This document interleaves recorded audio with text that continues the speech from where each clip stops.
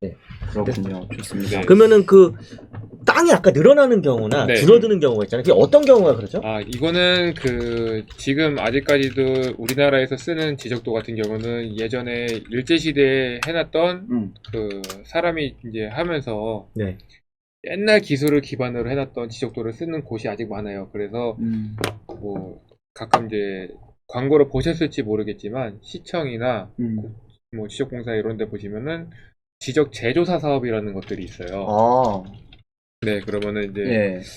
저런 경우들에 해당이 되는 필지들은 지적 경계가 좀 미세하게 틀어지는 경우도 있고, 그러니까 뭐 내 땅은 분명히 직사각형 네모 반듯했는데 저렇게 해당하다 보면은 뭐 중간에 점이 하나 살짝 튀어나와서 오각형이 될 수도 있고, 뭐 이런 식으로 될 수도 네, 있고. 그렇게 될 수도 있고, 네.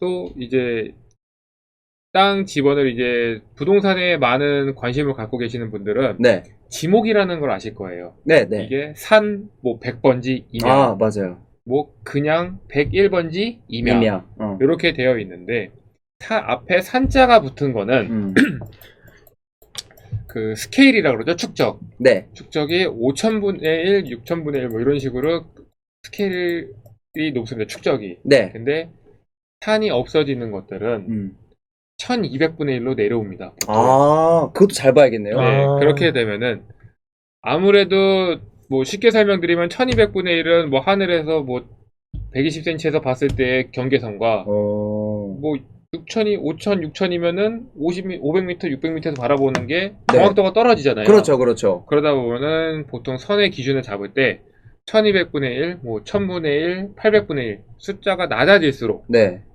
정확성을 높게 평가해서 그 선에 맞춰서 조정이 되는 경우가 있습니다. 아. 네, 그런 경우에 앞에 3번지가 있는 게 없어지는 걸 등록 전환 측량이라고 하는데 네. 점점 어려운 말이 나 나와. 진짜 어려웠어. 네. 산을 없애는 게 네. 등록 전환 측량. 네. 네, 등록 전환 저게 측량. 저게 이제 스케일이 낮아지는, 네, 스케일을 더 확대해서 네, 볼 수 네, 있게끔. 확대되는데 네. 그러면서 이제 선이 어긋나 있던 것들을 맞추는 과정에서 네. 중복이 되는 거죠. 예를 들어서 뭐 네, 5000분에 있을 때 선이 합치니까 이렇게 돼요. 그럼 이제 요만큼에 대해서 공차가 생기는 거잖아요. 그렇죠. 네, 요게 이제 줄어드는 경우가 있고, 네. 반대로 저만큼의 오차 범위를 이 윗선으로 맞추게 되면은 늘어나 버리게 되는 거죠. 아. 그래서 네. 실질적으로 땅이 6000평을 매입했을 때 네. 한 3, 400평이 늘어난 적이 있어요. 와. 네. 그럼 평당 그게 50만 원, 그러니까 지금 평당 120만 원에 거래하고 있거든요. 그럼 120만 원에 400평이면 얼마예요? 그러니까 4,800만 원. 4,800만 원 득을 본 거네. 아니죠. 120평에 네. 120평에 계산기 때려. 400평인데 400평. 4억이 넘죠. 4억이 넘죠. 4억 실제로? 예. 와. 그럼 저는 4억의 차이, 그러니까 한 3억 정도를 본 거죠. 네. 그런 경우가 실제로 있군요. 예, 그래서 우리 네, 정우서 맞습니다. 사장님이 네. 저는 땅복이 있다 그랬어요. 네, 제가 몇 번 우스갯소리로- 늘었어요, 저? 아, 그거 지금 대표님 사례예요? 실제? 네, 실제 사례로 예. 전 두 제가- 번인가 세 번이 늘었어요. 실제 얘기했어요. 대표님은 땅을 사실 때마다 땅이 느네요. 그래서 나중에 그게- 내가 뭐라 했는 줄 알아요? 야, 땅 늘으면 귀찮아. 할 게 많아서. 그러면서 정확했으면 좋겠어 이랬어요. 그러니까 이게 진짜로 남들이 들으면 화나는 소리예요. 그렇죠. 약간 뭐 재수없기도 하고. 네, 제가 여지껏 이 일을 10년 넘게 하면서 땅 느는 경우가 진짜 드물어요. 진짜. 진짜? 나는 여러 번 겪으니까 그냥 땅만 사면 늘어나는 줄 알았어. 진짜로 그러니까 조금 뭐 과장될 수도 있겠지만 100명 사면 한두 명이 늘까 말까예요. 진짜 그 정도로 저희도 웬만하면은 이제 고객들한테 등록 전환이라는 측량을 설명을 할 때 네. 저는 그냥 우스갯소리로 그래요. 좀 친한 신분한테 그냥 땅 준다는 얘기예요. 그냥 그렇게 얘기를 해요. 그리고 저게 임야가 뭐 한 90%, 95%를 차지하지만 실제 농지도 불보합지라 그래서 정확하게 이빨이 안 맞는 농지들이 가끔 있어요. 네. 그런 경우들도 실제로 줄어요. 이번에 제가 지번을 정확하게 공개할 수는 없지만 네. 오늘 일이에요. 오늘? 네, 오늘 아침에 있었던 일인데 도립리입니다. 2010 104면 도립리까지 한 말씀을 드릴게요. 네. 농지를 세 필지를 한 필지로 합치는 합병을 했어요. 아, 농지가 세 필지가 있었는데 네. 이걸 이제 하나로 합쳐버린 거예요. 네, 이렇게. 중간선을 없애는 하나 했는데 60평이 줄었어요. 와, 매도자분과 매수자분의 이제 의견이 차이가 생긴 거죠. 예를 들어서 잔금이 10억이 남았어요. 네. 매수자 입장에서는 땅이 줄었으니 잔금을 깎자. 그쵸. 그럴 수 있지. 그쵸, 그럴 수 있죠. 매도자 입장에서는 내가 원해서 합병을 했냐. 맞아. 매수자에서 요청을 해서 해줬는데 아, 왜 그걸 내 탓을 하냐. 아니 근데 잠깐만 그 전에 농지 세 필지를 합병을 했는데 왜 땅이 줄었어요? 그러니까 거기는 그 방금 말씀드린 불보합지라고 네. 농지이긴 하지만 네. 경계선들이 정확하게 조금 오차가 좀 있었던 거예요. 아. 이제 이게 왜 그러냐면 예전에 이제 한창 지적도로가 돼 있던 그 일제시대 그때는 땅이 예를 들어서 100평이면은 그걸 줄자로 쟀어요. 오차가 심할 수밖에 네. 없네. 아. 줄자가 조금 늘어난 거면은 그리고 또 지형에 따라서 또 그쵸. 줄자가. 그럼 네. 줄자가 뭐 힐 수도 있고 재다가. 왜냐면 그죠. 이렇게 되면 줄자가 더 길어지잖아요. 꼽을 네. 가니까. 네. 예를 들어서 산이면은 산은 오르막인데 그렇지. 그 직선거리를 어떻게 잴 거예요? 네, 어. 그러니까 평지를 깎으면은 이게 네. 산은 무조건 줄거든요. 그런 네. 옛날 구시대적인 거를 요즘에 이제 최신식 기술로 해갖고 하다 보니까. 하다 보니까 이런 것들이 조금 더 와. 점점 이게 제가 일을 하면서 시간이 지날수록 불보합지들이 조금 더 눈에 띄는 것 같아요. 그만큼 이제 기술적인 요소들이 좋아져서 그런지 아니면은 개발이 되는 필지들을 많이 접하면서 제가 느끼는 거일 수도 있는데 그래서 실질적으로 네. 대지는 측량 오차가 나는 경우가 별로 없어요. 거의 없습니다. 축척이 500이기 때문에. 그치. 근데 이제 농지나 임야는 이렇게 면적이 줄거나 늘어날 수 있거든요. 그렇죠, 그렇죠. 그래서 거기에 꼭 들어가야 되는 특약이 있어요. 뭐죠? 면적이 실제나 지적상 변경이 있을 경우에 현금 정산한다. 서로 손해배상을 청구하지 않고 현금 정산한다. 늘으면 늘은 만큼. 면적 늘으면 늘은 만큼 현금을 더 주고 줄으면 줄 만큼. 줄 만큼 덜 주고. 네, 이게 진짜 좋은 얘기예요. 제가 그 전에는 저는 워낙 많은 경우를 봤잖아요. 그래서 제가 우스갯소리로 그랬어요. 땅 줄었다고 하소연하는 분들한테 전 그래요. 늘었다고 더 주실 거냐고. 맞아. 내가 이미 사온 상태에서 늘었는데 그럼 그 전주인 찾아가서 당신 덕분에 땅 늘었으니까 돈 더 드릴게요. 이러실 거냐고. 그런 사람 없죠. 그럼 가만히 있어요. 그러니까 맞아. 줄은 것도 자기 복이다. 늘은 것도 자기 복이고. 그래서 근데 그게 너무 불안하면 네. 농지나 임야는 그 특약을 꼭 넣어라. 네. 그래서 그 특약을 넣었으면 어떻게 해야 돼요? 잔금 전에 무조건 측량을 해야 되죠. 잔금 전에 측량을 한다. 그쵸. 와. 오늘 방송 보시는 분들 박수영 대표님은 진짜 특이한 경우입니다. 네. 무조건 뭐 네. 늘겠지라는 막연한 기대감으로 하시면 안 됩니다. 저는 좀 이거. 특이한 그렇죠. 경우. 네, 이거 진짜 네. 특이한 경우예요. 네. 질문 하나 들어온 거 하나만 네. 할게요. 지적공사에서 하는 측량과 측량사무소에서 하는 측량이 네. 오차 범위가 어느 정도 되냐? 오차 범위 같은 경우는 네. 지금 저희도 뭐 기술이 많이 좋아져서 네. 적게는 뭐 한 2cm, 센티미터. 네, 센티미터로. 이 정도는 뭐. 이 네. 정도. 와, 2cm, 2cm, 와. 네, 이 정도죠? 네. 그건 거의 뭐 없다고 봐야 되겠네. 네. 뭐 좀 많이 나는 경우여도 뭐 한 10cm에서 15cm 내외로 네, 그렇게 되는데 일단은 지금 지적공사에서 측량하는 법과 저희가 측량하는 거에 이제 차이점이 조금 나는 것들이 네. 그 지적도의 원본 데이터가 지적공사에 위주로 되어 있고 그리고 이제 그런 이제 불보합지들이라든지 임야 등록 전환 이런 것들에 대해서 예를 들어서 뭐 저거죠. 선이 중첩이 되는데 네. 어떤 선을 자르고 어떤 선을 늘리고 이런 것들을 하는 사람에 따라 조금씩 다른 거니까 근데 어쨌거나 이제 공사에서 하는 게 시청에 들어가는 자료가 있다 보니까 그 업무는 이제 공사에서만 전문으로 할 수 있는 거고 네, 일반적인 그냥 뭐 평범한 토지들은 네네. 네 이제 차이가 거의 없다고 없다. 보셔도 무방하죠. 그쵸. 그러면 이제 그런 거죠. 지적공사는 이제 측량을 할 때 네. 그 이제 오래 걸려요. 네. 왜 오래 걸리는 거죠? 이제 그 순서가 접수 순서가 있기 때문에 대기가 많구나. 그게 그리고 또 비용도 발생을 하고 네. 그래서 이제 좋은 점은 뭐냐면 내가 좀 급할 때는 이제 토목 설계사에 어차피 의뢰를 하니까 여기서 네. 이제 측량을 요청하면 돼요.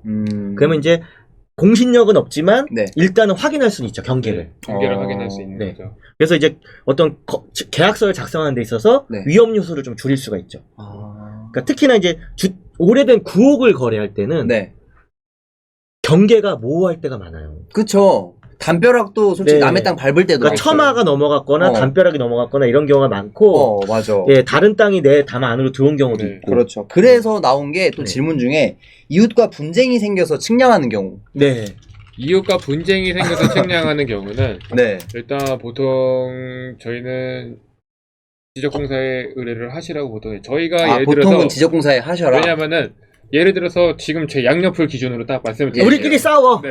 야! 을 제가 때 금이야. 너 넘어왔어. 뭐가 넘어갔죠? 나무가 넘어갔네. 너 이 새끼 넘어왔어. 이러면 안 돼요. 그러면 제가 예를 들어서 네.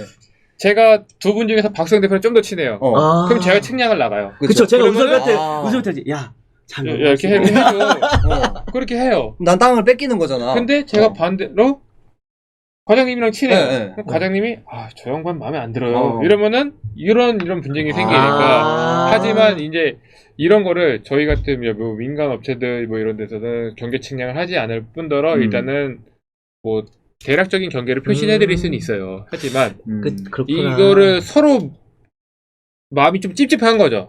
네, 그럴 때는 지적공사 같은 경우는 경계 측량을 했을 때 이게 공신력도 생기고 시청의 모든 데이터가 다 넘어가니까 분쟁이 생겨도 잘잘못이 이제 거기서 서로 우기질 못하는 거죠.